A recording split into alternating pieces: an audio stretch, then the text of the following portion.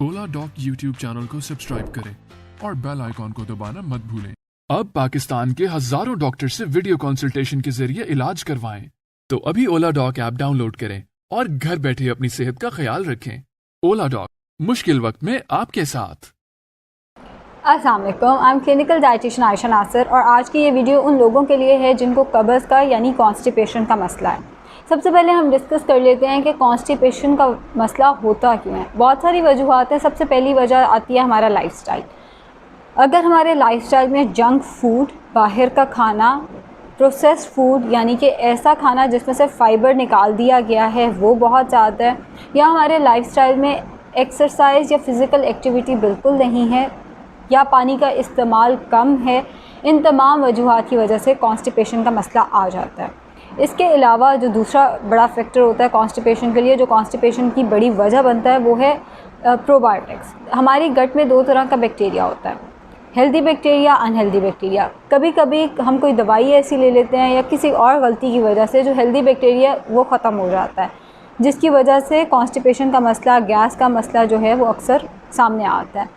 Probiotics का सबसे अच्छा सोर्स दही है।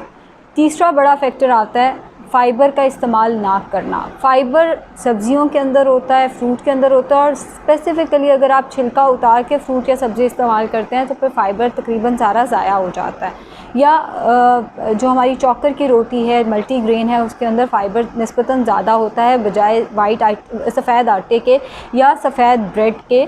सो तीसरा हमारे पास जो बड़ा फैक्टर आता है वो ये आता है कि हम फ़ाइबर का इस्तेमाल बिल्कुल नहीं कर रहे होते। अब कॉन्स्टिपेशन का इलाज क्या है? सबसे पहले तो प्रोबायोटिक्स अपने बढ़ाएं।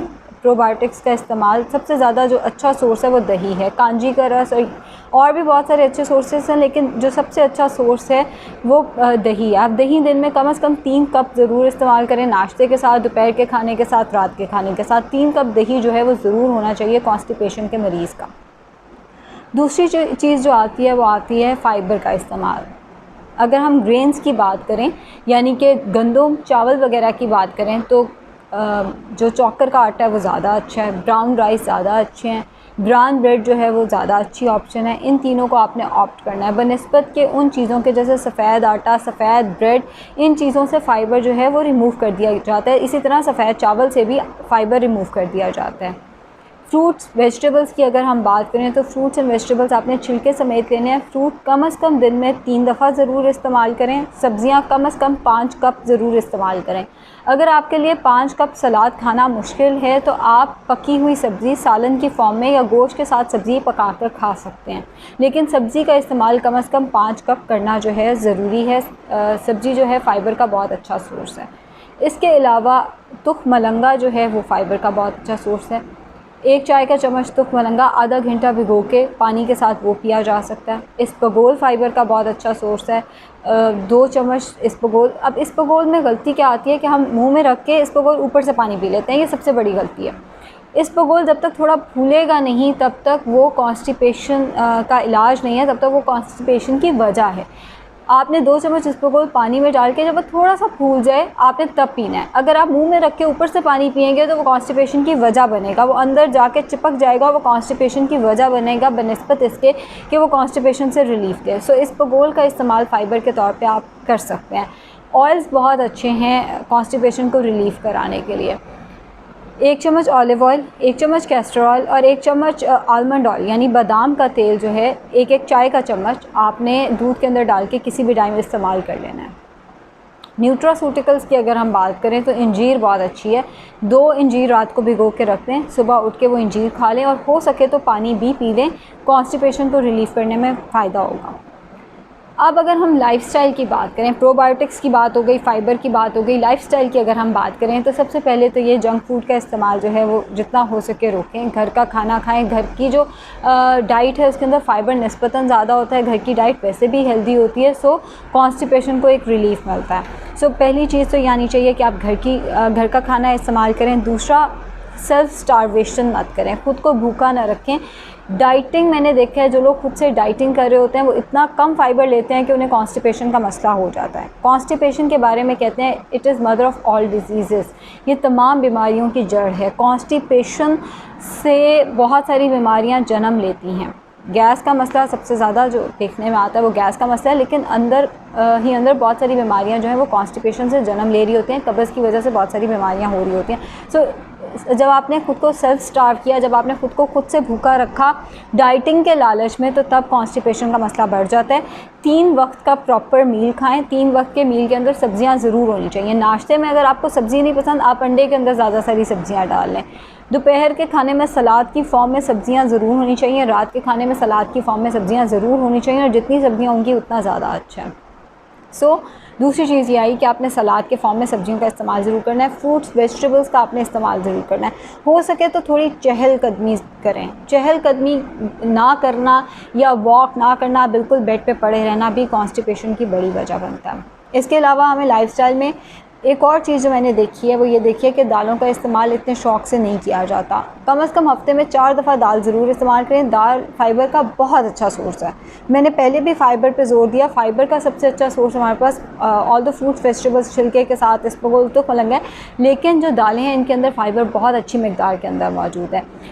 मैंने सलाद का भी जिक्र किया कि सब्जियों का इस्तेमाल ज़रूर करें। अब जो लोग सलाद नहीं खा सकते, जो लोग दाल नहीं खा सकते, वो चना चाट खा लें। चना चाट जो है वो थोड़ी एक चटपटी चीज़ भी हो जाती है, खाने को दिल भी करता है। उसी के ऊपर अगर आप दही डाल लेते हैं, वो प्रोबायोटिक्स का सोर्स भी हो जाएगा। सो चना चाट हम कह सकते हैं इस्तेमाल ज़्यादा से ज़्यादा करें।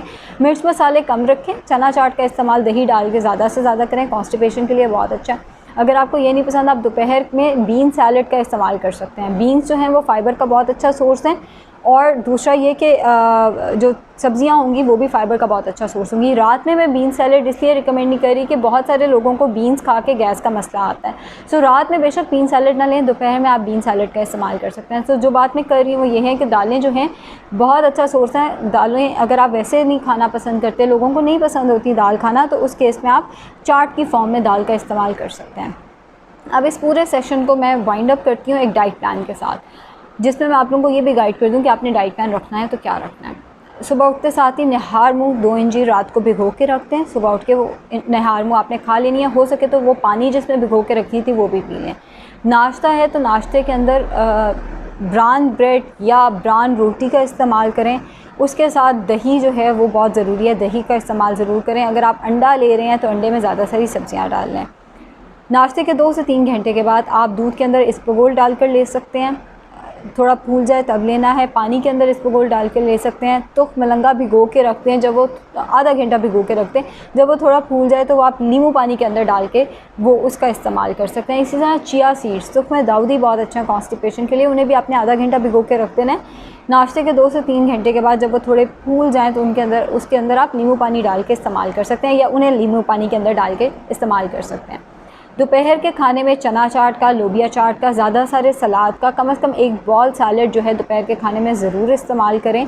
साथ में आप रोटी का, चॉकर की रोटी हो गई, मल्टीग्रेन की रोटी हो गई, उसका, या ब्राउन चावलों का इस्तेमाल, या ब्राउन ब्रेड का इस्तेमाल, या ब्राउन पास्ता भी। इवन अगर आपको पास्ता पसंद है, आप ब्राउन पास्ता भी इस्तेमाल कर सकते हैं।